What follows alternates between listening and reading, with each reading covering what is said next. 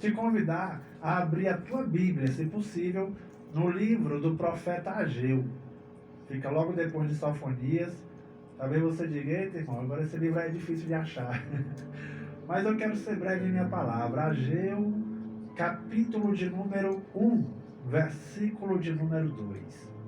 Ageu, capítulo 1, versículo de número 2 em diante, vai dizer assim: assim diz o Senhor dos Exércitos, este povo murmura, não chegou ainda o momento certo, o tempo para se reconstruir a casa de Deus. Por este motivo, a palavra do Senhor foi uma vez mais comunicada por meio do seu profeta Ageu, dizendo, versículo 4, porventura, é tempo de habitardes em casas com luxuosos acabamentos, enquanto a minha casa continua em ruínas? Assim ordena o Senhor dos Exércitos. Considerai, pois, o vosso passado. Semeastes muito, mas colheste pouco. Comeis, mas não vos satisfazeis. Vocês bebem, mas não conseguem matar a sede. Vocês têm o que investir, mas ninguém se sente aquecido e confortável. E o que recebe salário, recebe-o para depositá-lo numa bolsa furada. Amém. Eu quero meditar nessa palavra com você agora, mas antes eu quero aqui mandar um forte abraço ao nosso querido amigo, irmão Dogmar, né? Assim, irmão Dogmar, ali da BB Abose, da White Cosméticos, grande amigo nosso que Deus nos deu aí no ministério. Conhecemos ele quando estávamos ali na Monte Tabor. Na verdade eu conhecia antes, mas os laços mesmo só foi ali fortificados, fortalecidos na Monte Tabor. E de lá para cá, o seu Dogmar e família têm feito parte das nossas orações. Seu Dogmar, sinta-se abraçado por esse amigo que tem grande admiração por você. Meus irmãos, o profeta Ageu, livro do profeta Ageu, é um livro bem interessante. Se a gente for pegar um pouquinho da história, Ageu surge logo quando o povo de Israel volta do exílio babilônico, que durou aí seus 70 anos. Quando o povo volta e eles encontram a cidade de Jerusalém destruída, dentre eles o marco, a maior atração, se é que podemos dizer assim, né? O maior edifício ali da cidade de Jerusalém, a saber, o templo de Salomão destruído pelos babilônicos, logo na terceira invasão do rei Nabucodonosor, que manda destruir tudo. E então, quando chega o império do rei Dário, né, ele pega e manda o povo de Israel voltar do cativeiro. Ele permite o povo sair ali do cativeiro. Quando o povo chega em Jerusalém, vê a cidade destruída, os muros destruídos e o templo também. Só que o povo, em vez de pegar e reconstruir o templo, que era ali magnífico, que não houve um igual ele até hoje, igual o templo de Salomão, a Bíblia diz que o povo vai se preocupar em reconstruir as suas casas, em fazer as suas casas, em fazer as suas moradas. Isso é ruim, Rubson? Não é ruim você ter a sua casa para fazer. Eu estava ainda há pouco falando aqui com o Jardiel, que eu moro de aluguel, o Jardiel também, e o nosso sonho é ter a nossa casa. Eu falei para ele: Jardiel, hoje a minha meta esse ano é fazer a minha casa, é colocar a minha família debaixo do nosso próprio teto, sem ter que estar dependendo ou preocupado que vai chegar o dia do aluguel e ter que pagar, né? Mas essa é a nossa meta. Essa é a minha meta, a meta do Jardiel. E essa era a meta do povo de Israel que voltou do cativeiro. Só que a Bíblia vai dizer algo bem interessante. Através do profeta Ageu, Deus diz assim, olha, logo lá no versículo de número 1, o que é que Deus vai dizer? Ele faz uma coisa bem interessante. Ele diz assim, olha, o povo, Ageu, está murmurando da seguinte forma: não chegou ainda o momento certo e o tempo certo para reconstruir a casa de Deus. Ou seja, o povo olhava para o templo, passava pelo templo, via ele em ruínas, via ele destruído e falava assim: não é hora de arrumar não. Não, a casa de Deus não, ela pode esperar para depois. Vamos arrumar nossas casas. Vamos arrumar, né? Porque está precisando de uma coluna mais bonita, mais moderna. está precisando de um forro, está precisando aí, quem tinha um poder aquisitivo maior, está precisando aí de uma piscina. E Ageu ele vai falar justamente com a liderança. Se você pegar a Bíblia, ele vai dizer que a palavra do Senhor foi a Zorobabel, que era governador da época ali, né, porque ainda não tinha seu rei, já porque ele estava voltando do exílio. Falou com Zorobabel e falou também com o sacerdote. E disse, olha, vocês estão cuidando da casa de vocês, colocando forro, colocando coisas maravilhosas, mas a casa do Senhor vocês estão dizendo que ainda não é tempo de arrumar. Quando nós chegamos no versículo de número 3, Deus ainda continua dizendo através do Ageu, no versículo 4, ele vai dizer assim, porventura é tempo de habitardes em casas com luxuoso acabamento, enquanto a minha casa continua em ruínas? O que Deus está dizendo? Olha, será se é tempo realmente de vocês continuarem vivendo aí bem, tranquilos, enquanto a minha casa, o meu templo, não tem um jarro sequer levantado? As paredes estão derrubadas. Será? E aí Deus vai dizer, sabe, vocês voltaram do cativeiro, vocês plantam, vocês comem, vocês vestem, vocês bebem, vocês recebem salário, mas todo final de mês a reclamação de vocês é só uma, parece que o salário não dá. Parece até que eu estou pregando sobre algo que está acontecendo hoje, né? Talvez se eu chamar você para refletir, você vai dizer que recebe um salário e o salário não dá. Talvez você foi promovido na empresa, partiu de um salário para um salário e meio e continua não dando. Você partiu de um salário e agora está recebendo 2 salários e continua no final do mês você dizendo que não dá para nada. Você partiu de um salário para 3 salários, uma grande promoção, e você diz, no final do mês, o salário não dá para nada.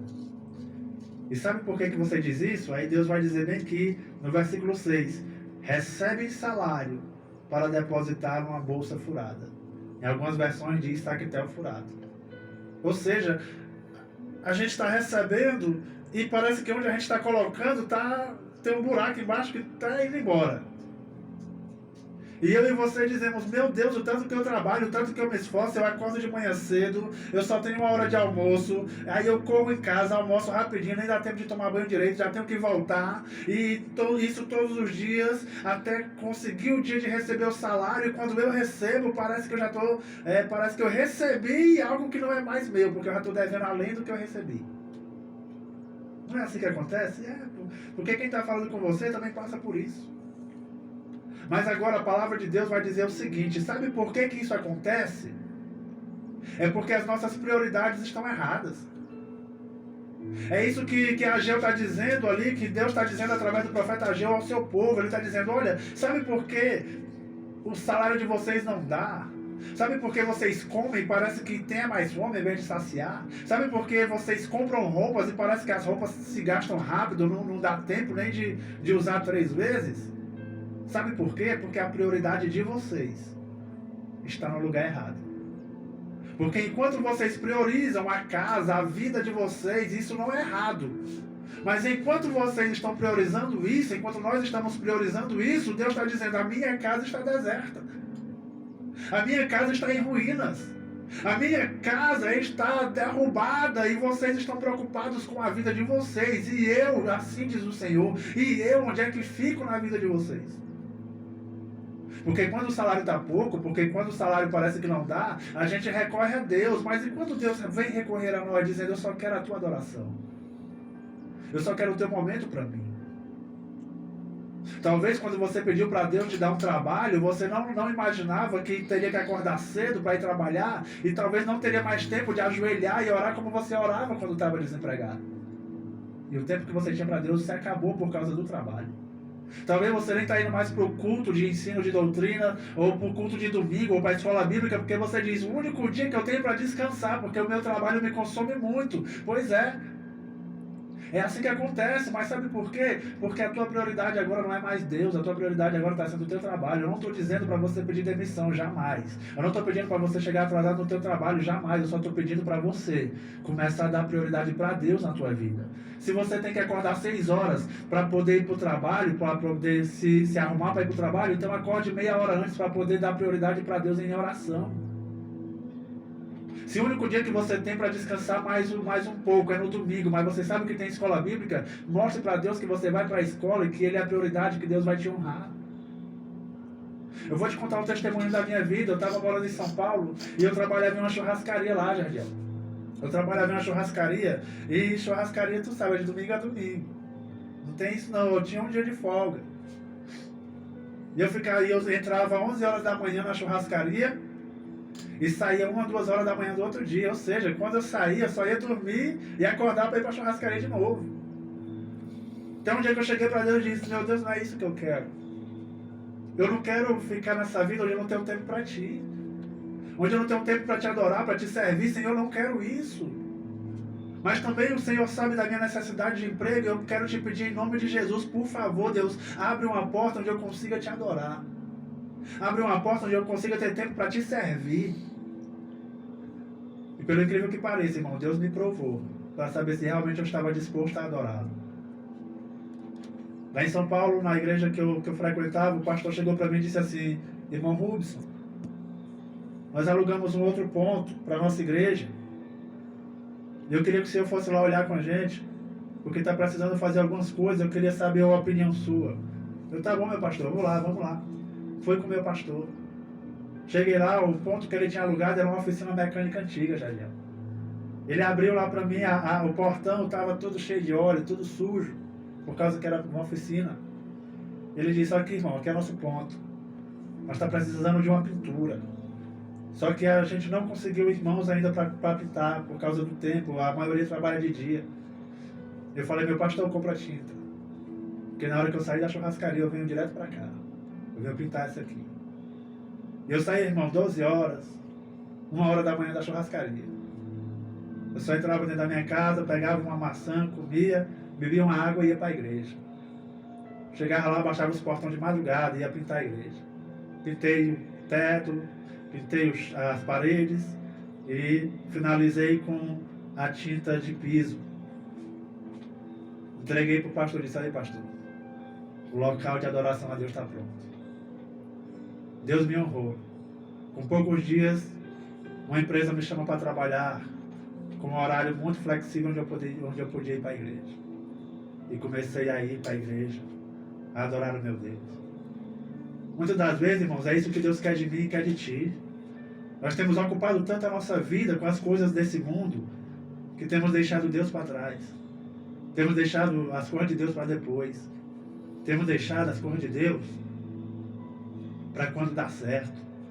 Mas eu tenho uma coisa para te falar: nunca vai dar certo. Porque o que o mundo mais quer, e o mundo jaz do maligno, o que o mundo mais quer é que nós não tenhamos tempo para Deus. O que o mundo mais quer é que nós entregamos a nossa vida para o mundo, as nossas crianças para o mundo. E quando a gente acordar, a gente vai dizer que a gente vai ver que é tarde demais. Por isso, assim como Deus despertou o povo, e a Bíblia vai dizer ali, se você pegar o livro do profeta Ageu, você pode ler, só são 2 capítulos, você lê rapidinho. Você pode ver que no final, o povo entende que Deus queria prioridade para a reconstrução da sua casa, para a adoração. E quando o povo entende, o povo volta a servir ao Senhor, volta a construir a casa. E aí o povo começa a construir.